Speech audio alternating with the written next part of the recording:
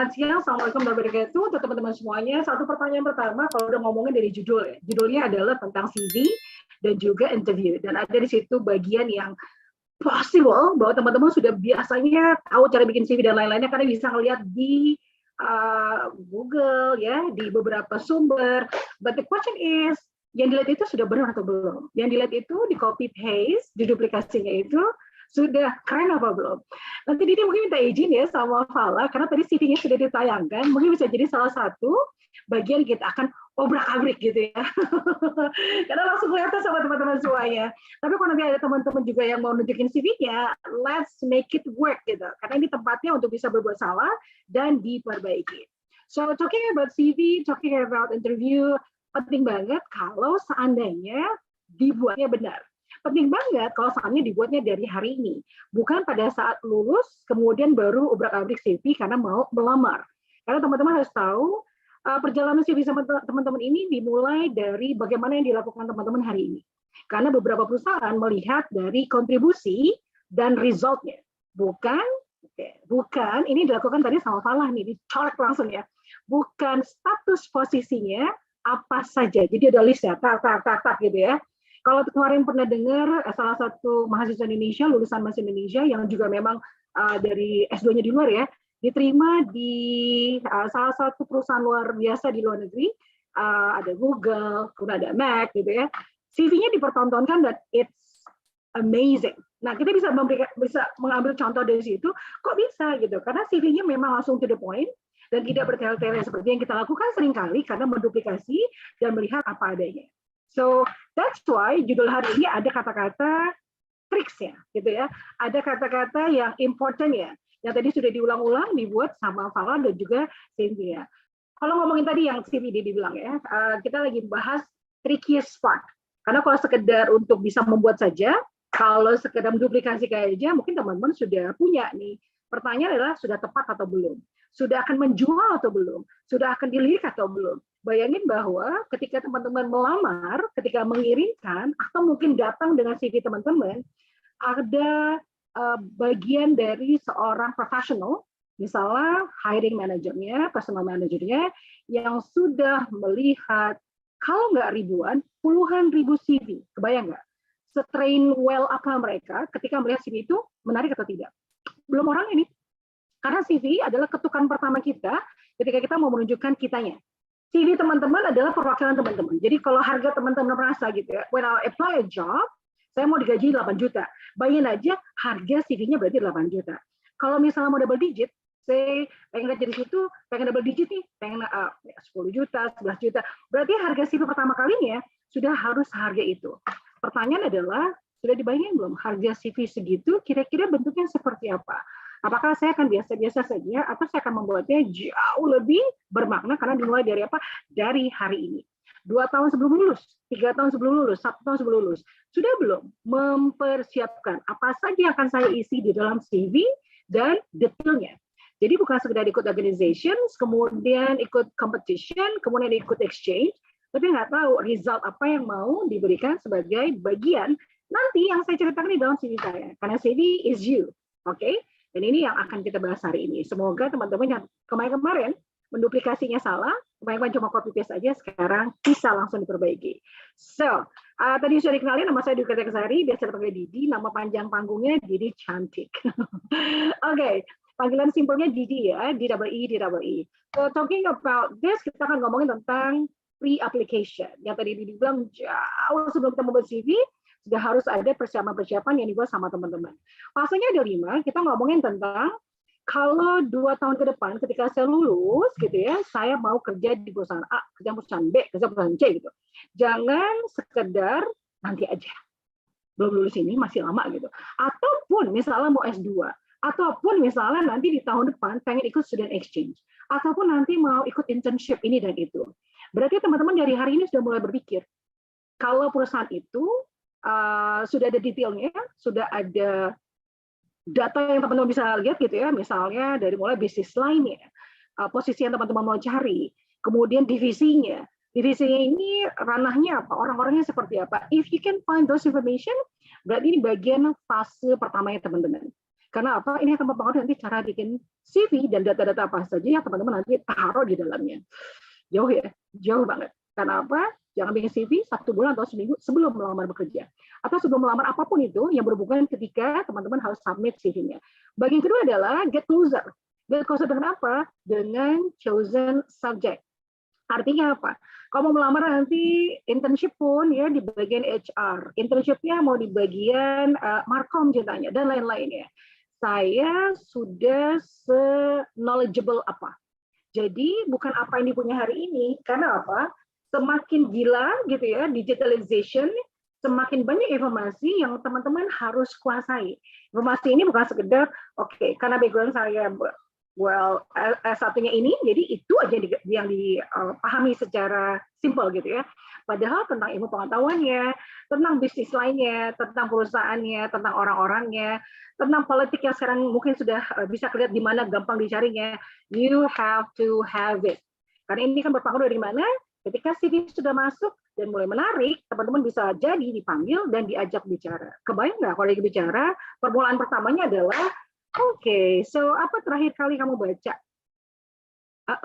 Gitu ya. Kita langsung berpikir dan lama. Itu akan jadi bahaya banget. Tapi kalau udah terbiasa di hari ini, kecepatan untuk merespon itu juga akan bagus. Kenapa? Sometimes some personal manager atau recruiter itu bisa melihat seluas apa, gitu ya, seluas apa si recruitee ini atau orang yang sedang diinterview ini menunjukkan jati dirinya. Tipikal yang biasa-biasa saja atau tipikal yang keren. Karena sekali lagi, bayangin teman-teman, when you apply for a job, when you apply for a position, when you apply for any possible way of activity, teman-teman yang pertama lihat adalah your knowledge, gitu ya. Seresponnya secepat apa. Di situ akan terlihat nih bakal enak kerjanya atau tidak bakal enak kerjanya. Taunya dari mana? Dari kecepatan responnya, teman-teman. Jadi baca, join seminar, join yang seperti kali ini yang teman-teman sudah lakukan. I like to appreciate berapa jumlahnya ya? Almost ya, hampir 200 selain dari panitia teman-teman yang hadir dari hari ini. So you know well what to improve gitu. Teman-teman hadir karena saya mau improve. Tadi ada tanya jawabnya antara Sinta dengan 2 peserta. Karena saya pengen improve gitu. This is one of the way. And I hope dan we hope teman-teman akan lebih banyak lagi improvementnya dengan cara tadi baca, baca, dan baca. Oke, dan itu bagian kedua. Ketiganya adalah phase 3-nya. Untuk bisa apa? Edit value. Edit value ini membuat teman-teman jadinya biasa untuk kerja bersama orang lain. Berada dalam sebuah manajemen, berada dalam sebuah konteks project ya, berada dalam sebuah konteks target. Ini bisa dilakukan dengan cara teman-teman join a organization atau juga volunteering. Tidak simply by joining karena bagian yang penting sudah ada di situ, namanya di situ. Tapi kira-kira produksi kitanya apa? Jadi kalau misalnya someday ditanya, oh kamu pernah ikut volunteering tentang ini nih ya, kamu ngapain? Jawaban teman-teman bukan, ya saya jadi anggota aja. Bukan seperti itu ya. Tapi kan jawabannya adalah, well di 2 bulan pertama saya menginisiasi gitu. Dan tidak perlu megang posisi. Karena apa? Ketika menjawab, terasa sekali ketika kita melakukannya, atau tidak melakukannya, gitu ya. Walaupun punya posisi, misalnya, terasa sekali melakukannya atau tidak melakukannya, atau it's just a position. Nah, seringkali hanya sekedar posisi aja. Karena nanti interview ini juga akan ditanya balik, berapa banyak kamu kerja bareng saat itu, misalnya seperti itu ya. Karena posisi-posisi ini di dalam CV akan menjadi bagian behavioral interview test, gitu. Ditanyakan dulunya ngapain aja. Karena teman-teman akan bersinggungan dengan apa? Kalau teman-teman bekerja, teman-teman ikuti aktivitas, ada yang namanya tim. Nah, dalam konteks tim ini, dia akan melihat past activity-nya. Ngapain aja, gimana cara kerjanya, bagaimana menghandle problem, bagaimana menghandle ketika timnya A, B, C, D, E, F, misalnya seperti itu. So, if you can, gitu ya, mulai dari hari ini, aduh, gua nggak ngapa-ngapain ya, males banget ya, gitu. Cari deh. Proyek-proyek yang membutuhkan kerjasama, proyek-proyek yang ada deadline-nya, proyek-proyek yang ada timeline-nya, 2 bulan, 3 bulan, 6 bulan, dan lain-lainnya. Dan take part, saya ngapain. Walaupun misalnya di timnya itu berat, tough, nggak apa-apa, karena itu bagian yang akan teman-teman nanti di future diceritakan. Sesimpel pertanyaan ya, pernah nggak kamu ngalamin chaos dalam tim kamu ketika kamu dalam organisasi? Kalau tidak pernah ikut organisasi, kira-kira bisa jawab itu apa enggak? Kalau jawabannya iya, apa masalahnya? gitu. Ketika dijelasin masalahnya, kalau gitu pada saat itu apa yang kamu kontribusikan, apa yang kamu lakukan? Oke, jadi tak banyak banget. Ini cara teman-teman untuk bisa terlibat dan melibatkan diri. Jadi face it, nggak apa-apa ada masalah, gitu ya. Jauh banget kata diri bilang. Untuk nyiapin CV jauh-jauh hari karena persiapan-persiapan ini harus teman-teman lakukan. Nggak bisa tiba-tiba gitu ya. Besok ngelamar kerja, hari ini bikin CV, tiba-tiba tidak ada volunteeringnya, tidak ada organization historinya, tidak ada kontribusi yang berhubungan dengan team. That will be a problem. Bagian keempat adalah untuk improve. Kalau selama ini mungkin ada yang bilang, nggak dilihat dong dari nilai gitu ya, nggak dilihat dari sekeren apa teman-teman. Well, ini bagian tanggung jawab. Bagian tanggung jawab kita karena teman-teman apa? Teman-teman ngeluarin duit ya, ngeluarin duit. Walaupun misalnya masuk ke negeri, but then again, itu ada bagian yang kita bertanggung jawab untuk bisa menyelesaikan itu. Dan harusnya ketika selesai, nilai itu jadi salah satu bagian evaluasi apakah kita serius atau tidak. Apakah kita bertanggung jawab dengan diri kita atau tidak. Jadi bukan akhirnya, ya nggak apa-apa, IPK kecil. Kok banyak juga IPK kecil yang misalnya orang sukses, dia, orang itu. Tapi sometimes kita tidak bisa sama ketiplak gitu ya, karena ada requirement standarnya saja, misalnya paling kecil di beberapa perusahaan, di beberapa divisi, di beberapa pekerjaan bisa 2,7, 2,8, sisanya 3, sisa lainnya bisa 3, sekian. Pertanyaan adalah ketika teman-teman akan berkompetisi dengan banyak orang, dia akan melihat jumlah orang-orang yang bisa above average, yang extra miles. Jadi misalnya gue 3,5 udah pede-pede aja nih, udah asik-asik aja. Tapi yang mendaftar bisa jadi 3,5 banyak banget. Perusahaan yang melihat lagi, cari yang 3,6-nya. Kenapa? Karena kalau udah ribuan orang yang mendaftar, perusahaan itu akan bisa merucutkannya dengan sangat cepat dengan cara tertentu. Ya bisa jadi salah satunya adalah GPA. Oke, gitu ya. Tidak menjadi jaminan, tapi sekali lagi, do your extra miles. Oke, the second part dari fase 4 ini adalah please. Kalau sekarang kita ngomong digitalisasi, even hari ini kita nengok handphone kita aja sudah bahasa Inggris, gitu ya. Kemudian lihat laptop kita sudah bahasa Inggris. Kita googling gitu sudah bahasa Inggris. Kebayang kalau teman-teman sekarang minim of that language yang dipakai di mana-mana saja gitu ya. Walaupun nanti bisa jadi kalimatnya gini, kerjaan gua nggak bakal pakai kok. Bukan kerjaan yang nggak pakai, tapi bisa jadi pada saat kita masuk sebuah pekerjaan, tesnya ada bahasa Inggrisnya. Interviewnya sedikit-sedikit ada bahasa Inggrisnya. So, if you don't have it, kira-kira gimana dong? Akan terlambat. Jadi hari ini, kalau memang sudah bisa menambahkan 1 minimal gitu ya, yang sudah sangat dipakai di mana-mana, so add it. Kalau bisa 2, wow, lebih gila lagi. Bisa 3, lebih keren lagi. That will be much better. Jadi tambahkan additional dari teman-teman kemampuan berbahasanya selain bahasa Indonesia atau selain bahasa yang kita pakai di Indonesia. Oke, fase kelima atau phase 5 adalah untuk bisa manage your online presence. Karena sekarang banyak sekali perusahaan-perusahaan yang they don't buy in, gitu. Mereka tidak benar-benar melihat sertifikatnya, melihat let's say achievement-nya, ya kontribusinya. Mereka simply mencari apa? Apa isi Instagram-nya, apa isi LinkedIn-nya, apa isi Twitter-nya, apa isi dari maybe TikTok-nya ya. Karena di situ mereka akan lihat teman-teman orang-orang yang aman nggak kalau di hire. Apakah tulisannya, komentarnya, suaranya positif atau lebih kepada caci maki. Even your Twitter. Ya hati-hati. Kalau kita kadang-kadang suka ikut dengan viral this, viral that, tiba-tiba meresponnya begini dan begitu, itu bagian yang tidak bisa dihapus dengan gampang. Karena apa? Akan tersimpan dengan sangat cantik di sana ketika kita lupa tahun sekian, bulan sekian, hari ini dan hari itu saya pernah merespon sebuah Twitter gitu ya, sebuah tweet, dan akhirnya dampaknya buruk gitu, karena berhubungan dengan perusahaan A, perusahaan B, dan lain-lain. Atau komentarnya tidak cocok untuk bisa dipastikan bahwa ini orang-orang yang pantas bekerja di sebuah perusahaan gitu ya. So be careful. Mulai berpikir online presence-nya, karena bagian personal branding teman-teman adalah ketika gampang dicari, mudah dicari, dan pun kalau misalnya enggak kok semua sosial media gue di-lock gitu. Ada yang diminta loh untuk dibuka karena mereka apa? Mau mencari your personality, your activity, your past action. Even dari misalnya minggu lalu postingannya apa. kayak gitu. So sebelum bikin CV berarti ada sesuatu yang harus dipikirkan sama teman-teman. Ini ada 5 fase, and I hope you actually do it. Dan sudah benar-benar memikirkan hari ini. Dari 5 fase ini belum dikerjakan sama sekali. Bahaya ya. Oke, mudah-mudahan sudah mulai gitu ya. Ini trickiest partnya. Jadi not just making the CV, but before making the CV, apakah saya sudah siap? Nah, talking about it, kita akan lebih dalam lagi nanti. Pastinya akan membuat CV-nya tailored. Tailored ini artinya apa? Jadi dia akan ekspektasikan bahwa teman-teman hari ini tidak hanya bikin satu CV untuk 10 perusahaan, satu CV untuk 10 aktivitas, satu CV untuk seluruh organisasi. Because of what? Karena semuanya masing-masing berbeda. Sama kayak kita masuk ke rumah. Ada modelnya warna merah, ada warna biru, warna hijau, ada pintunya satu, pintunya model double, pintunya model lebar banget gitu ya. So that means even you have to do with your CV. Masuk perusahaan misalnya telco. Telco ini ada banyak nih. Selain Excel, Axiata, ada Telkomsel gitu ya, ada Indosat. Kita kalau ngirim CV nggak akan sama. Karena apa? Dari mulai background nanti posisinya sudah berbeda. Taste berbeda. Apa yang mau tawarkan juga berbeda. Pekerjaan berbeda. Maka dibilangnya tailored CV.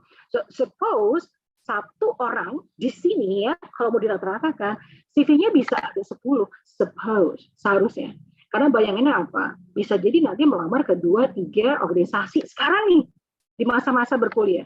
Nanti pas lulus, bisa jadi mengirim ke 2 perusahaan. Nggak akan sama CV-nya. Jadi kalau sekarang berpikir satu CV untuk seluruh aktivitas atau seluruh perusahaan atau seluruh organisasi, you have to stay until the end. Ya, oke. Yang kedua adalah untuk bisa memastikan bahwa teman-teman juga akan ready dengan interview invitation. Karena kadang-kadang suka kaget nih, gara-gara kirim 10 CV, tiba-tiba interview masuk di jam yang sama. Gimana juga itu cara untuk bisa merespon dengan tepat, kenapa? Ini peluangnya nggak tahu kan, mana yang akan meng-hire teman-teman. So how to do with it. Oke. So moving on with that, kita akan ngomong tentang CV dari awal tadi sudah bilang. Kalau hari ini CV-nya teman-teman cuma satu, berarti ada yang salah. Karena CV itu harusnya banyak. Nah, sebelum bikin CV yang banyak, sebelum bikin CV yang 5, 4 gitu ya, atau 6, atau 7, teman-teman harus punya yang di bawahnya itu adalah CV bank. Maksudnya apa ya CV bank ya? Jadi seluruh yang sebenarnya sudah dilakukan nih tadi sama Mbak Fala ya, kalau itu kayak CV bank tadi. Gitu banyak banget ya. Tinggal sekarang mengeskalasinya. CV bank itu CV bank Didi itu ada 8 lembar yang originalnya itu ya, tapi sisanya ini bisa sampai 11. Ada tambahan-tambahan yang lagi. That's my CV bank. Artinya apa? Kalau seandainya memastikan kegiatan Didi yang kemarin-kemarin ya sampai hari ini, itu tidak ada yang tertinggal. Semuanya tercatat. Aktivitas, kontribusi gitu ya, achievement, being a speaker, training classes, activity this and activity that, itu tidak akan hilang, dimasukkan semuanya. Artinya apa? Kesiapan teman-teman nanti ketika dibutuhkan membuat tailored CV sudah punya bahan-bahannya. Gak hanya sekedar status posisinya saja, tapi kontribusinya. Gitu ya. Misalnya saya pernah menjadi anggota A, anggota B. Saya pernah menjadi ketua A, ketua B. Saya pernah menghandle sebuah event. So the question is, jangan berhenti pada titik jadi di situ saja, tanggal sekian sampai tanggal sekian. Pertanyaan adalah, hasilnya apa? Kontribusinya apa? Ngapain aja? Bisa dengan quality, bisa dengan quantity. Apakah misalnya berhasil membuat satu ide untuk bisa begini, sehingga apa? Decreasing man hour to do this. That would be great. Dan itu ada di your CV bank. Jadi pretty much like resume, karena ini bagian yang membuat teman-teman jadi jauh lebih detail ya. CV sendiri itu gampang begini, karena apa? List doang. Tapi yang sekarang diterima banyak orang adalah kayak CV resume.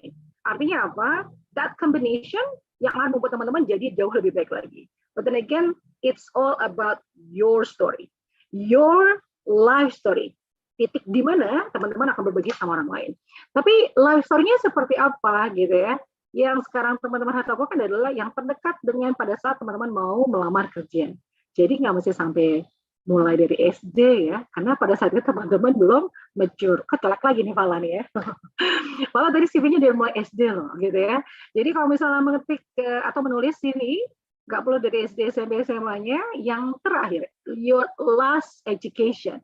Kalau mau masuk kuliah berarti sampai SMA. Kalau masuk kerja berarti last-nya adalah di S1-nya. Karena apa? The majority part yang akan membuat teman-teman bertanggung jawab dengan segala aktivitas.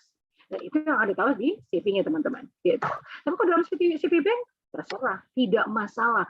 Masukin aja, karena bisa jadi nanti suatu hari ada diskusi itu gitu. Kita jadi bisa mengingat, oh ya, dulu waktu SD saya pernah ikut misalnya organisasi yang namanya Wushu. But then again di SMP SMA saya tidak ikut lagi. Waktu itu begini. Dan itu ada data, ada faktanya, ada fotonya dan lain-lain. So this is part of how you start your CV. Jadi punya CV bank. Mau 2 lembar, mau 3 lembar, 4 lembar, 6 lembar, pokoknya semaksimal mungkin seluruh kegiatan teman-teman lakukan dari mulai aktivitas kampus, organisasi di luar, exchange program mungkin, atau ada competition, itu dimasukin semuanya. Dan ini membuat teman-teman nanti punya data jauh lebih banyak untuk bisa bikin yang satu-satu. So nextnya apa? Nextnya adalah ini yang harus teman-teman lakukan untuk bisa melakukan CV 101, gitu ya. Oke, talking about CV, coba tunjuk tangan. Ada yang punya CV-nya kayak gini nggak? Coba ya, Didi mau lihat nih. Tunjuk tangannya banyak banget. Silakan, yang punya CV-nya seperti ini, boleh tunjuk tangan. Kalau nggak ada berarti nggak bikin CV, atau CV-nya berbeda. Oke, silakan teman-teman. Apakah ada yang mirip-mirip dengan CV di layar? Belum ada nih, atau belum punya CV jangan-jangan ya. Teman-teman Unair, halo? Oke, ada satu yang mirip. Oke, May, thank you very much. Yang lainnya masih ditunggu, belum pernah bikin kali ya. Oke, May, thank you. Ya, kalau bikinnya seperti ini, unfortunately, ini adalah contoh yang salah. CV yang salah. Padahal pesannya bagus ya, keren banget ya. Tapi ini adalah contoh yang salah. Jangan mau bikin CV seperti ini, dan ini akan nanti kita koreksi sama-sama. Kenapa bisa seperti ini? Kok salah gitu ya? Oke, kalau gitu kita coba lanjutkan CV 101-nya, tentang bagaimana seharusnya kita membuat CV. So, Didi akan mulai dengan sebuah pertanyaan sama teman-teman. CV bukan sekedar bikin, karena apa? Bayangin CV teman-teman akan diterima, akan dicek, akan dilihat, akan dibaca sebagai langkah pertama sebelum kita bekerja. Artinya apa? Kalau tadi dibilang bisa ada ribuan, bisa ada ratusan, simple aja. Kalau kita bikin sampai, ini ada sekitar 10 orang aja, memasukkan CV dan merasa berkualitas. Bisa nggak teman-teman sekarang nih melihat, mengidentifikasi mana yang keren? Yang berkualitas. Kalau nggak dari sini semuanya tersenyum ya, asik-asik aja ya. Susah banget gitu ya.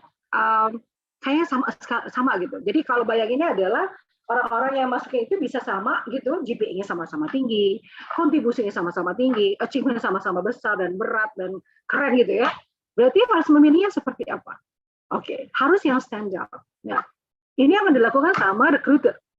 Ketika banyak mereka akan kumpulin. Nah, kalau yang tidak, kualitasnya tinggi, gampang digeser. Entah geser ke kiri atau geser ke kanan. Tapi kalau yang banyak nih, ada yang 1000, tapi pas di narrow down, 150 mungkin keren banget semuanya. Pertanyaan adalah, dari 150, bisa nggak teman-teman masuk ke yang top 50? Ya, jangan sampai nanti kegeser. Karena tadi, bayangkan, yang mengirim CV bukan 1, 2, 3, 4, 5, sampai 10. Bisa sangat banyak. Nah, teman-teman bisa nggak masuk yang identifikasinya berbeda. Nextnya ada ya, kalau kita ngomongnya seperti ini, tadi cuma 10 nih, kalau yang ngirim CV kayak gini, kayak job fair ya, wah banyak banget. Teman-teman mungkin nggak pernah sadar gitu ya, si recruiter ini ketika baca, melihat, tiba-tiba masuknya ke tempat sampah. Sedih banget. Tempat sampah model biasa gitu, kita bisa lihat secara fisik, atau tempat sampah yang akhirnya masuk di email, masuknya ke trash. Tinggal delete aja. Jangan sampai masuk ke situ. Karena tadi apa? Tidak kelihatan bedanya. And this is what happened to you. Imagine teman-teman adalah salah satu dari orang yang daftar kerja di masa depan nanti. Atau mungkin di bulan depan. Kelihatan bedanya nggak? Sulit ya? Nggak bisa ya? Bisa? Ada bisa kelihatan bedanya? Jangan lihat, oh ada orang yang gede gitu. Tetap aja nggak bisa kelihatan portion dari kualitasnya. What about if I change this? Oh, apa urusan sama sapi gitu ya. Kalau Didi tanyakan sama teman-teman ya, silakan menjawab ya. Atau Didi colek Fala deh. Fala, di gambar kiri, bisa tahu nggak sapi yang paling sehat yang mana? Nggak bisa sih Kak.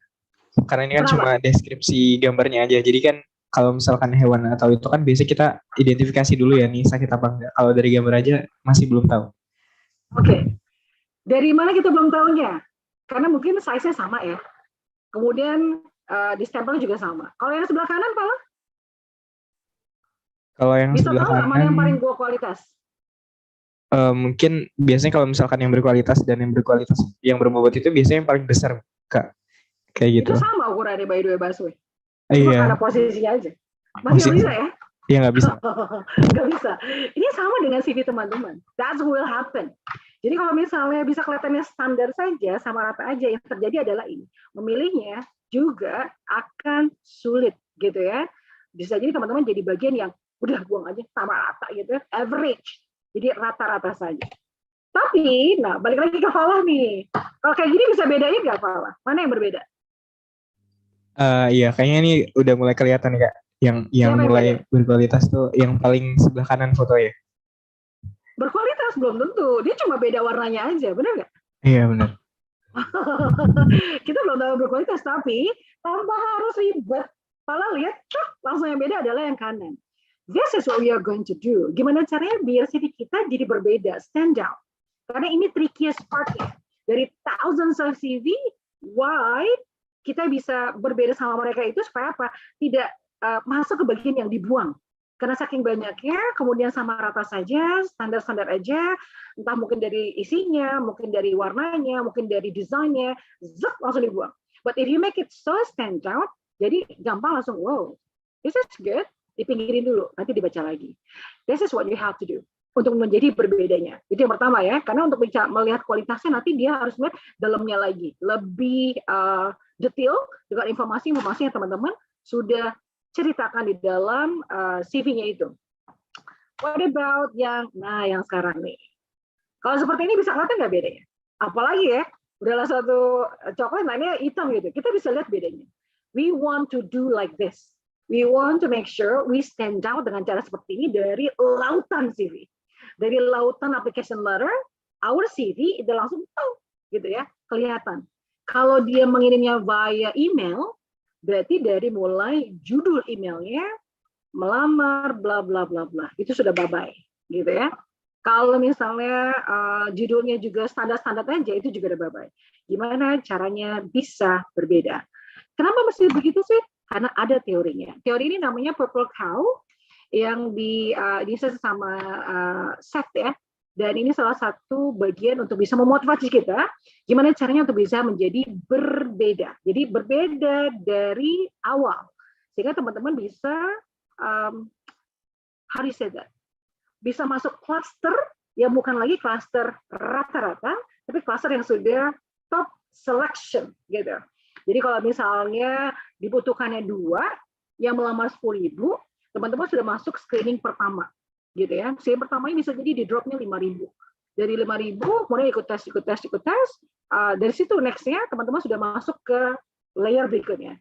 Tapi untuk bisa terpilih masuk teks berikut ini adalah layer pertama. So how to make you different? Teori disebut purple cow. Walaupun tadi sapi-sapi kita tidak warnanya purple, tapi kalau misalnya sekarang teman-teman mau be purple cow, berarti saya harus memastikan nih isi CV saya sudah bikin orang langsung nengok. Jadi mulai desainnya, kalimatnya, isi kalimatnya, apa yang dilakukannya, persentasenya, angka-angkanya, kegiatannya. It's unique. Unique itu artinya cuma satu. Jadi baru dilihat sekilas saja. Dalam waktu, ada salah satu mentee Didi yang sekarang jadi HR di Singapura, dan dia sudah lihat like thousands of CV, dia cuma bilang, di kebutuhan aku pada CV gitu ya, ketika harus melihat itu less than 7 second, kurang dari 7 detik. Kebayang nggak sama teman-teman? Kurang dari 7 detik. Kira-kira dilihat apa ya? Kurang dari 7 detik. Cepat loh, zetak gitu. Yang tadi dibilang di awal, orang-orang yang rekruter ini sudah sangat terlatih melihat CV, jadi nggak perlu pakai basa-basi lama-lama melihat apakah CV-nya keren atau tidak keren. Ketika mereka merasa itu sudah keren, next step-nya akan lebih smoother. Apakah nanti dipanggil, ikut tes, dan selanjutnya. So, now set your bar higher. Saya harus jadi pepekal dari mulai membuat CV. Apa saja CV-nya? Kembali ke awal ketika dibilang ada pre-application guide. Apa saja aktivitas saya hari ini harus memberikan sesuatu. Apa saja kontribusi saya hari ini harus bisa menghasilkan sesuatu. So you can be the purple cow. Oke. Nah, kalau ngomongin tentang CV tadi, awal yang sudah lakukan tadi gitu ya. Nextnya adalah sekarang fokus ke CV yang 101 ya. Apa aja sih yang harus kita persiapkan sebelum menulis CV-nya gitu. Kita udah punya CV bank ini, terus sekarang mau bikin CV-nya. By the way, boleh di chat box ya, boleh di chat box di mananya. CV itu seharusnya berapa lembar? Silakan, teman-teman boleh di chat box.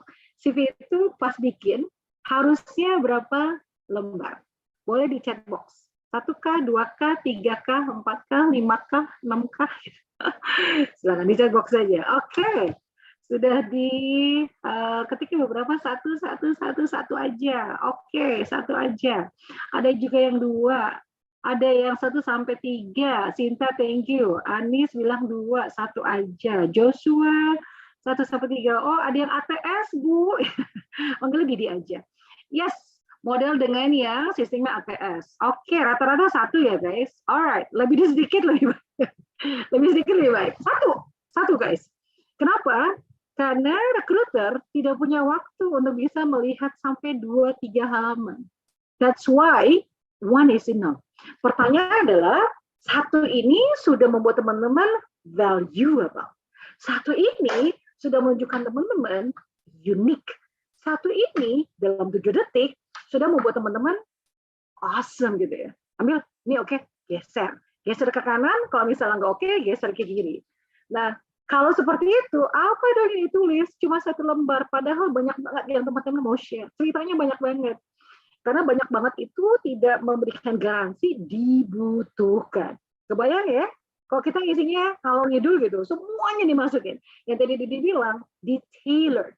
Kebutuhannya berbeda loh. Setiap posisi itu akan membutuhkan ABCD-nya, bisa jadi tidak membutuhkan ABCDEFGHI gitu namanya. Karena tadi CV itu sebentar, lihat, setelah itu nanti sampai tes-tesnya, baru pada saat interview lagi akan dilihat sama si recruiter. Interviewer ini bisa berlapis, karena kalau interviewnya teman-teman misalnya di posisi tinggi, interview teman-teman bisa melewati sampai 3. Pertama interview dengan HR, kedua interview dengan user, yang akan teman-teman masuk divisinya, bosnya gitu ya, manajernya. Yang ketiga interview apa? Memutuskan apa teman-teman pantas masuk di sini dengan gitu ya, salary yang sudah di-set. Ini misalnya teman-teman yang mau masuk NP, yang sudah ada career plan-nya. Dalam waktu 5 tahun bisa jadi group head. Dalam waktu 5 tahun bisa jadi vice president misalnya gitu ya, dan lain-lainnya. Tapi kalau misalnya masih di level yang rendah, biasanya 2, di HR dan juga di user. Nah, di titik akhir inilah nanti CV baru keluar lagi. Jadi kalau di awal-awal, no. Nah pertanyaannya, apakah teman-teman sudah mendesainnya dengan detail yang tepat ya? Nah, pre-written ini harus siapin apa aja sih? Yang pertama ini, use program, university, or word as posting as a guide.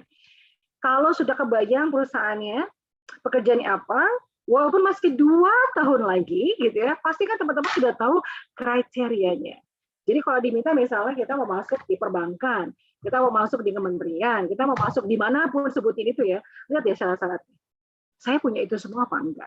Dan itu disiapkan kurang lebih selama 2 tahun, gitu ya, atau 3 tahun. Atau pokoknya selama teman-teman belum lulus, berarti that criteria yang sudah ada listnya, kita siapin dari hari ini. Apa yang saya belum punya, apa yang saya belum kuasai, skill apa yang mereka minta, dan lainnya. Dan ini bagian teman-teman bisa mendesain nanti kalau sudah punya CV-nya bentuk seperti apa ya, seperti itu. Yang kedua adalah, oke, ini bagian yang very much important, bahwa teman-teman punya ini semuanya. Karena pada saat kita bekerja, perusahaan itu tidak mau hanya meng-hire orang yang cukup bekerja. Gawat nih, cukup bekerja artinya apa? Ya udah pokoknya gue jadi bawahan lah, penting gue di back end lah, penting gue masuk jam 9 pulang jam 5 gitu misal. Atau jam 8 pulang jam 4.30 misalnya. No, they don't. Mereka pengen lihat nih gitu ya, leadership-nya teman-teman. Bukan berarti punya posisi aja ya, tapi inisiatif. Nah, itu ada di CV. Sukses begini gitu ya. Creative ini dan itu misalnya. Achieve bla bla bla bla. Ini dari bagian dari leadership-nya teman-teman. Karena kalau orang punya mental leader, mental ya, bukan posisi, berarti bayangin kalau nanti bekerja tidak ada leadernya, dia akan tetap kreatif. Kalau nanti bekerja dia ada masalah, dia akan cari solusinya. Kalau dia bekerja nanti dengan orang lain, dia bisa tahu gimana caranya connect with others. Karena tadi mental leadernya ada. To make what? To make everything works. Karena portion of leader mentality-nya adalah dia nggak akan give up ketika ada masalah menghampiri. Yang kedua adalah personal impact. Yang tadi Didi bilang, jauh hari deh disiapin. Personal impact ini urusannya apa gitu? Perusahaan itu banyak banget punya kegiatan, gitu ya. Ada employee berbagi, ada employee contributions, ada juga kegiatan yang antar mereka saja. Nah, ini dari mana? Dari keterlibatan kita. Teman-teman akan diprediksi ini calon employee yang pasif atau calon employee yang aktif. Nah, kalau ini sudah tidak ada dari hari ini, kebanyak dong, nggak usah di-hire, nggak ada kegiatan sama sekali dia, gitu. Di sosial medianya juga tidak ada. Di CV-nya zero. Oh no, teman-teman bisa langsung digeser loh. Bahaya banget ya. Yang ketiga, entrepreneurial drive. Sudah pernah create apa? Sudah pernah ngapain? Dalam sebuah organisasi gitu ya, teman-teman bisa menceritakan tuh ngapain gitu ya. Misalnya pernah jadi treasurer-nya, udah pernah jadi seksi seksi HR gitu ya, misalnya lain-lain. Nah, teman-teman pernah ngapain di situ? Bagian entrepreneur drive-nya. Misalnya pernah membuat sebuah sistem yang harus dikerjakan kurang lebih sama 6 bulan, karena sistem itu dibuat sama teman-teman, bisa mereduksi menjadi 3 bulan aja, gitu ya. Ini bagian-bagian yang akan membuat gitu ya, recruiter melihatnya cepat dalam waktu 7 detik. Karena mereka bisa scanning dan skimming. Imagine that, gara-gara 1 poin saja, CV teman-teman digesernya ke kanan. CV teman-teman langsung dikasih star. Untuk apa? Kita lanjut ke tesnya. Kayak gitu. Yang ketiga adalah untuk bisa menggunakan 5 section. 5 section ini apa aja ya? Gitu. Tadi kita cek apakah Fala sudah menggunakan 5 section? Gitu. Kita akan cek sekarang. Oke, sectionnya apa aja nih? Kalau sudah membuat ini semuanya ada, nah kita talking about the 5 section. Ini 5 sectionnya teman-teman semuanya. Yang pertama adalah personal information. Talking about personal information, berarti yang sudah berhubungan sama professionalism. Artinya apa? Kalau ngomongin professionalism, batasan teman-teman yang aman ya, yang aman, personal information itu cuma nama sama email dan lokasi. Lokasi, position teman-teman reside. Kalau misalnya di Jakarta, kotanya Jakarta gitu, paling banter jauhnya adalah kecamatannya. Misalnya Kebayoran, Jakarta. Kalau Surabaya misalnya Sidoarjo, Surabaya. Cukup. Kenapa? Much detail dari itu bahaya. Kalau konsepnya teman-teman, modelnya yang di print out gitu ya, datang ke kayak job fair dan lain-lain itu membawa itu, bayang nggak kalau ada 5.000 pendaftar gitu ya, naruh alamat yang penting itu full, kemudian dibuang dan ada pemungut data, itu bisa dipakai untuk minjem uang, bisa dipakai untuk apply apapun yang berhubungan dengan keuntungan orang-orang yang mau memakai data-data kita karena detail di situ. Jadi jangan sampai masukin sampai alamat lengkapnya, gitu. Nomor telepon pun bisa bahaya. Kenapa? Disitulah kita naruh uang digital kita, gitu ya, dan lain-lainnya. Jadi teraman adalah your name, email, terus ada lokasi. Apakah tadi Sidoarjo, kemudian Surabaya, cukup. Kenapa? Information itu kalau dia tertarik, dia akan email kita. Setelah itu baru minta nomor telepon, gitu. Jadi kalau misalnya enggak, ya jangan. Tapi kalau merasa apa sih yang mana-mana aja, nggak masalah. But never, jangan pernah memberikan alamat full, apalagi yang tertera di KTP, bahaya banget. Terus apalagi personal information-nya? Jangan masukin status. Jangan masukin tadi dicolek lagi nih Pala nih, ada moto saudara-saudara. Oke Pala ya, karena nggak ada hubungannya sama perusahaan. Your motto is yours, it's a personal thing. Yang kitanya nggak perlu. Jadi sangat sederhana, sangat simple, karena itu tidak dibutuhkan sama mereka kecuali tadi your name, email, location. Dan ini akan dipakai pada saat kita bekerja. Mereka tidak akan tanya lagi bla bla blanya, even tanggal lahirnya. Logikanya adalah pada saat teman-teman apply, syarat-syarat itu sudah dipenuhi. Kayak apa? Dari mulai S1-nya, background-nya gitu ya, kemudian tanggal kelahirannya, sudah map. Jadi nggak perlu lagi dibahas di situ. Kalau nanti teman-teman benar di-hire, kan nanti akan dikasih KTP-nya, akan dikasih NPWP-nya, itu udah nanti. Kalau yang awal-awal, jangan. Gitu. Yang kedua adalah recent education. Recent. Jadi yang tadi dibilang, kalau sekarang terakhirnya di S1, ya S1-nya aja, gitu ya. Kalau terakhirnya sekarang S2 gitu, dua-duanya bisa dimasukin, gitu ya. Dan ini yang membuat teman-teman dianggap sebagai orang-orang yang profesional gitu, karena dimasukkan adalah ketika mature. Di luar itu you don't. Jadi nggak masuk SD, SMP, SMA-nya nggak perlu lagi, karena pada saat itu belum mature dan belum bisa memutuskan sesuatu. Jadi dianggapnya tidak cukup gitu ya, tidak perlu, sehingga tidak perlu dimasukkan di dalam CV-nya teman-teman. Yang ketiga adalah work experience. Kalau ada yang seperti bilangnya, Didi aku belum pernah kerja. Pertanyaan ini adalah kerja konsep itu apa sih artinya?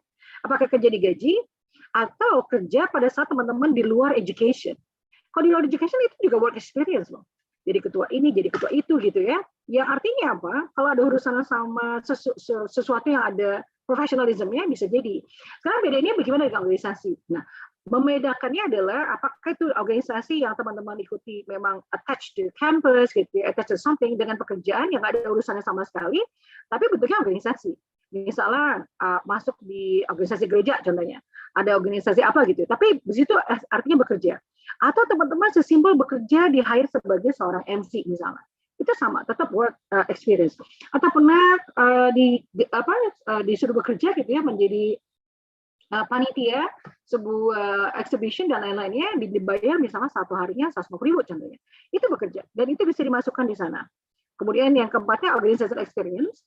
Organizational experience jangan berhenti pada titik position saja. Yang harus dilakukan teman-teman adalah kontribusinya apa, resultnya apa, ngapain di situ. Jadi jangan jadi misalnya ketua A, lihat tanggal sekian tambah tanggal sekian, gitu ya. Nggak akan dilihat nanti, biasa aja. Karena apa? Yang paling mudah untuk ditebak adalah job desk. Yang tidak bisa ditebak adalah result. Jadi bisa ada 10 orang ketua, kemudian bisa ada berbagai macam job desk, tapi pertanyaannya adalah hasilnya apa, kayak gitu. Yang terakhir adalah additional skill-nya. Kalau tadi sudah dimasukkan semuanya, additional skill bisa juga ditambahkan. Apakah teman-teman terbiasa bisa menghandle CSR? Teman-teman terbiasa untuk bisa, let's say, leadership of this and that, gitu ya. Bisa ini dan itu.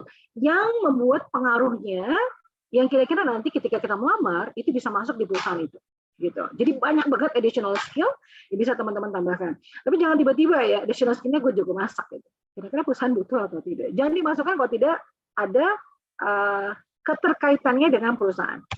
Alright, kemudian kalau tadi sudah ngomongin part sections-nya, kita akan lanjutkan dengan do's and don'ts-nya. Apa yang dimasukkan di dalam si CV ini dan bagaimana cara membuatnya. Dan tadi jawaban teman-teman sudah banyak yang benar ya. Hanya di satu halaman, walaupun di Indonesia 2 halaman itu masih di welcome. 2 halaman itu masih di welcome. Tinggal isinya apa.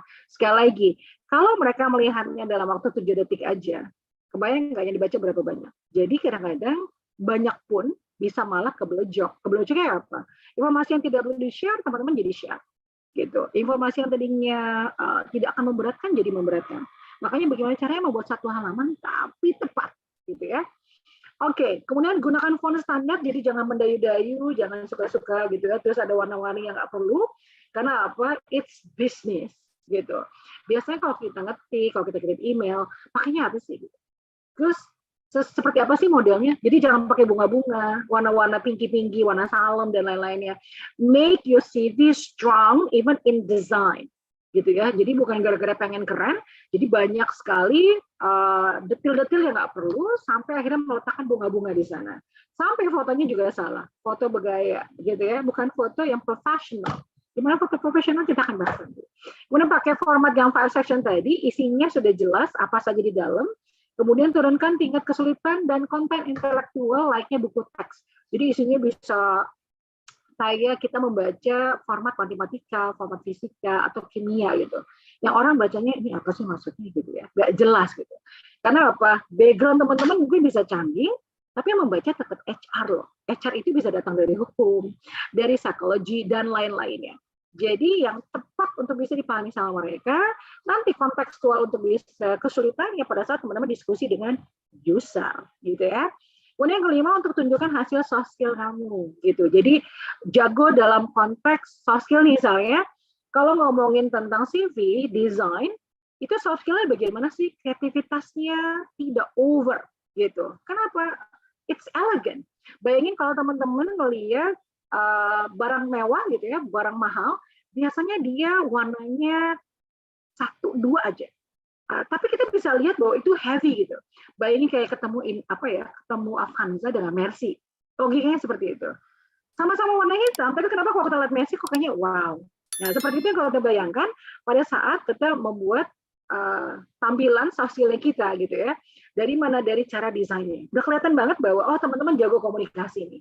Entah pakai bahasa Inggrisnya atau bahasa Indonesianya, desainnya gitu. Karena managing change-nya bagus. Kemudian apalagi kelihatan banget nih bahwa teman-teman pernah tidak mesti jadi ketua, tapi bahwa pernah menginisiasi sesuatu, udah kelihatan critical thinking-nya, gitu ya. Dan ini bagian-bagian yang implicit tapi looks very important. Apakah ini cukup? No, kita akan ada juga nih setelah dusnya, ada next dusnya lagi. Tadi yang kelima pertama, yang keenamnya. Gunakan kata kerja aksi. Artinya apa?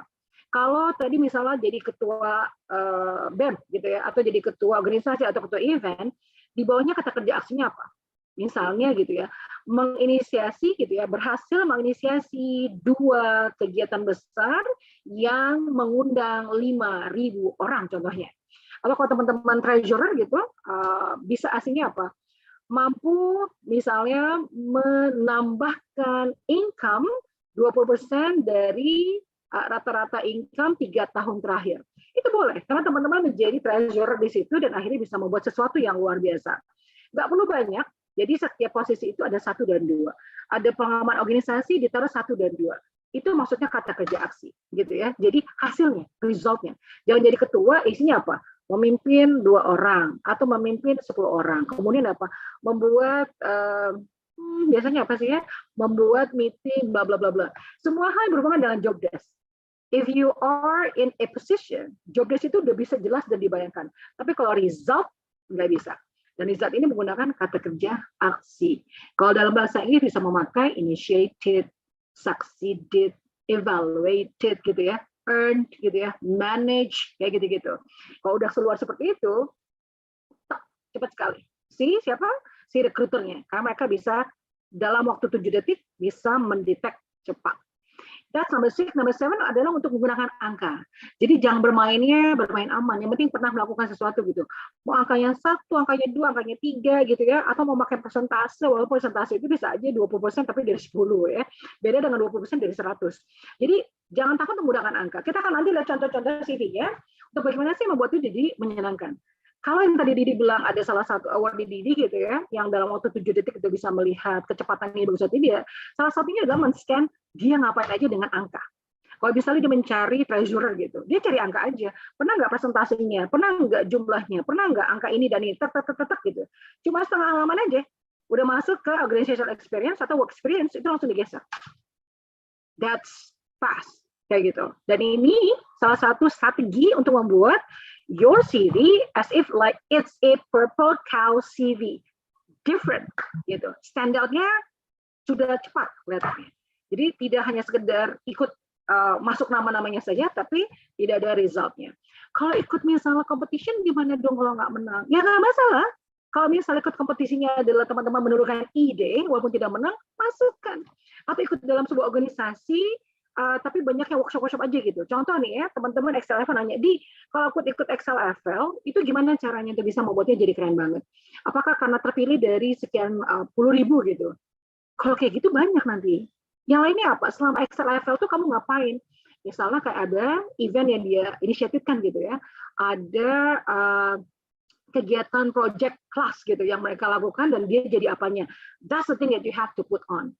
Kenapa? Kalau terpilih saja, it's good, tapi nanti orang-orang lain juga bisa melakukan hal sama. Jadi tidak akan unik lagi. Unik itu karena satu-satunya teman-teman punya, yang lainnya nggak ada. Dan itu dari mana? Hasil kerja. Yang ke-8 adalah untuk bisa keunikan kamu. Oke, ini sudah meramu dari semuanya ya, sudah men-summary dari semuanya. Uniknya dari kegiatan-kegiatan teman-teman. Kalau tadi dibilang ikut volunteer deh, ikut activity yang kira-kira teman-teman ketika jadi anggota pun gitu ya, bukan sekedar masuk, datang meeting, jadi ini dan itu, pulang. Nah, yang utama adalah what am I going to do? I do remember when I was once menginterview salah satu calon AUD XFL dulu ya, pertanyaan kita adalah dia hanya menjadi anggota salah satu organisasi, tapi dimasukkan di situ gitu ya, dia melakukan ini dan itu, dia ditanyain. Jadi kamu ngapain? Kamu jadi anggota aja, kenapa tidak masuk di dalam konteks committee gitu? Karena saat itu komite sudah full, Didi. So my action adalah to promote an idea, yang promote idenya ini dipakai sama mereka sehingga bisa menghasilkan, sehingga bisa membuatnya ini membuat organisasi jadi lebih ini. Ketika dia jelaskan, it was great gitu ya. Nah, untuk bisa mencari tahu lebih dalam apakah ini bohong atau tidak, ditanyakanlah gimana strateginya, gimana dia memproduksi ideas itu, desain dari orang-orangnya dan lain-lain, dan dia bisa menjawab itu semuanya. Walaupun dia bukan gitu committee-nya. Can you imagine that? That's what we call it unique. Nah, teman-teman punya nggak kapasitas itu? Yang kedua adalah to get a mentor nih teman-teman semuanya. Jadi kalau bikin CV jangan dibikin merasa sudah keren-keren aja gitu ya. Cari orang-orang yang sudah bekerja atau mungkin orang-orang yang tahu bagaimana mendesain sebuah CV-nya bagus dan tanyakan, kalau lo lihat CV gue kayak gini, respon pertamanya apa? Tanya deh. Tertarik apa enggak? Gitu. Kalau nggak tertarik berarti something is wrong. Alright? Jadi jangan diam saja. Dari mulai warnanya, desainnya, isinya, organizationalnya, misalnya work experience-nya, tanyakan sama orang-orang yang sudah kita pastikan memang pantas untuk ditanyakan. The last is proofread. Artinya apa? Kalau pakai bahasa Indonesia, kita tidak akan salah apakah kapitalisasinya, gitu ya, komanya, titiknya, bullet point-nya, dan lain-lainnya. Apalagi kalau menggunakan bahasa lain. Contoh bahasa Inggris. Dia menggunakan past tense sama nggak past tense-nya sudah salah. Misalnya seperti itu. Atau ketika menggunakan complexity pada saat menjelaskan tentang profiling ya, kalimatnya ngalor ngidul gitu ya. Bukan kalimat kompleks yang harusnya tepat, tapi salah pemakaiannya. Nah ini what we call proofread. Kalau memang harus berbayar, it's okay. Karena teman-teman expensive. Jadi kita mau proofread-nya sama teman, lu bayar ya, satunya 100.000 gitu. Bayar. Jangan malas. Gitu ya. Artinya apa? You have your price tag, so taking action-nya juga dengan price tag. Oke? Okay? Kalau misalnya ada yang proofnya gratis, ya nggak apa-apa. You're lucky. Oke. Okay. Nah, Didi kasih contoh langsung ya, tadi Didi janjikan untuk bisa yang sampelnya buruk. Tadi di awal, ya Didi balikin dulu. Di awal ketika kita mulai dengan CV-nya, mana sih? Oh, kelebihan. Sorry ya guys. Oke. Okay. Nah, ini Didi dulu yang salah ya. Ini udah salah nih. Kenapa salah sih? Oke, now I'm going to talk to you. Di bagian bawah itu ada languages, ada bendera-bendera, itu nggak penting banget. Simple gitu ya. Teman-teman apa? Bahasa Inggris, bahasa misalnya Spanish gitu ya, atau bahasa Arab contohnya. Ya nggak masalah, tulis aja kenapa bendera-benderanya gitu ya. Sebelah kiri bawah, my skills. Ini paling sering dipakai sama kita. Seolah-olah jadi keren banget gitu. Skills dengan garis, skills dengan bintang. Kadang-kadang ada star gitu. Untuk bisa ngasih tahu bahwa misalnya nilai bahasa Inggrisnya gitu ya, atau skill leadership-nya dari titik paling bawah sama paling tinggi terus ada 3/4 jalan gitu. Artinya apa? Yang mengevaluasi itu kan teman-teman sendiri. Seolah bahwa saya sudah 7/8-nya atau sudah like 9 gitu misalnya ya. But that's your evaluation. It's a claim, gitu ya, klaim yang teman-teman ambil sendiri. Tidak akan memberikan apapun, tidak akan memberikan makna apapun. Jadi kalau sudah seperti itu, tinggalkan. Karena apa? Untuk recruiter yang sudah canggih, itu langsung dibuang sama mereka. Because it's only a statement, a claim. How do you know you are 9? How do you know you are 8? Cara kalkulasinya seperti apa? Sampai misalnya 4 bintang. Bahasa Inggrisnya gitu ya, communication, bintangnya 4. Pas ngomong belepotan. Karena apa? Atau recruiter jauh lebih jago. Bila teman-teman yang 4 tadi dipertanyakan. So how do you measure you? Ya, makanya ini dibilang tadi jelek. Dengan scanning aja langsung bye. Kok kayak gini udah nggak apa, nggak kreatif dan critical thinking-nya nggak ada guys. Karena critical thinking hari ini dipakai banget. Apakah teman-teman paham dan mengerti bagaimana meng-value diri sendiri tanpa kesalahan. Nah, sama dengan yang CV yang ini dikasih contoh, udah kelihatannya bagus ya. Desainnya keren banget deh. Looks, desainnya keren banget. Tapi lihat tuh, English-nya masih pakai bintang-bintang, French-nya pakai bintang-bintang, Arabic-nya pakai masih bintang-bintang. Terus buang banyak banget di nama, foto, nama, ini buang banyak banget nih. Karena apa? Informasi yang terlalu banyak dan tidak penting. Kayak gitu. Terus apalagi hobi sama interest-nya. Gitu ya. Professional skill-nya, wow, oke, masih pakai presentasi, which is not important. Sekali lagi, hal-hal seperti ini, walaupun desainnya menarik, tapi ketika dilihat sama rekruter-rekruter yang sudah makan asam garamnya lebih banyak itu, langsung digeser, gitu ya, secakep apapun teman-teman, kayak gitu. Oke, but CV sample number 1. Oh ya, teman-teman, kalau misalnya nanti ada pertanyaan, langsung aja raise hand, nanti akan dibantu sama Fala. Kita akan langsung diskusi. Jadi dia akan langsung cut presentasinya untuk bisa menjawab pertanyaan teman-teman ya. Oke, the second one. Ini basically sample juga. Kalau ngomongin tentang education story gitu ya. Kemudian tahun-tahunnya, kemudian di mananya ngapain aja. Ini tadi di dosen senggol. SD SMP-nya nggak perlu guys. Apalagi waktu itu dia pernah terima dari TK loh. Nggak perlu ya. Jadi recent, sekali lagi recent education. Terus selama ini kita membaca CV itu kita dari kiri ke kanan, ya. Berarti yang penting itu ada di kiri. Jadi jangan taruh tahunnya di kiri. Kenapa? It's not shocking, it's not unique. Jadi kalau misalnya teman-teman sekarang di aktivitas gitu ya, kemudian education, sebelah kiri itu adalah positionnya, statusnya. Misal apa? Leader bla bla bla gitu. Tahunnya taruh paling kanan, paling yang nggak penting. Taruhnya di kanan, jangan di kiri. Ini triknya, ya. Karena yang nggak penting itu adanya di kiri. Kenapa? Karena kita membaca dari kiri, gitu. Jadi tahun taruhnya paling kanan. Apalagi misalnya, teman-teman pernah menjadi, let's say, evaluator contohnya. Tulis evaluator of what? Itu ada di sebelah kiri. Tahunnya taruh paling kanan, rata kanan dan rata kiri. Jadi jangan ditaruh di kiri, gitu ya. Which is not really important. Jadi kalau bicara seperti ini langsung yang diingat adalah tahun. Yang sebelah kanannya nggak penting. Dan salahnya lagi dari SD. Oke, now kalau ada profiling. Tadi, ya ini profilingnya ada paling atas teman-teman semuanya. Bagaimana menulis teman-teman dalam waktu cepat gitu ya. Kalau dibaca 10 detik itu sudah bisa, oh orangnya seperti ini gitu. Itu profiling paling atas. Contoh nih ya, profiling yang basic banget. Kenapa? Klaim sepihak. Seringkali orang bilang, I am a hardworking individual who enjoys working. How do I know you are hardworking? Itu kan self-claim. I'm an excellent at meeting. Self-claim. I'm capable to work under pressure. Self-claim. Loh, jadi gimana dong Didi gitu ya, supaya apa? Supaya bisa ngasih tahu bahwa saya hardworking. Teman-teman akan langsung menceritakan kegiatan teman-teman 6 bulan terakhir, ngapain aja, produksinya apa. Jauh lebih bisa menunjukkan sekeren apa teman-teman, gitu ya. Misalnya for the past 6 months, I've been working on blah blah blah blah, working with misalnya 20 people in rural area yang blah blah blah blah.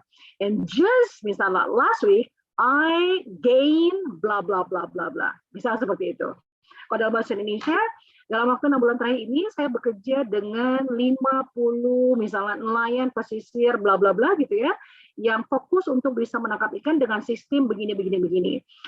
Bagian saya adalah bla bla bla bla. That's what you're going to write. Tanpa harus self claim, working hard gitu ya, atau hard working, udah terlihat buat teman-teman memang pekerja keras. Tanpa harus bisa self claim excellent at meeting ya, teman-teman udah bisa dibayangin, ini pasti meeting terus karena kerjanya dalam sekali. Tanpa harus self claim, I'm capable to work under pressure. Dengan bekerja cara seperti itu, teman-teman sudah terlihat ini biasa kerja orangnya.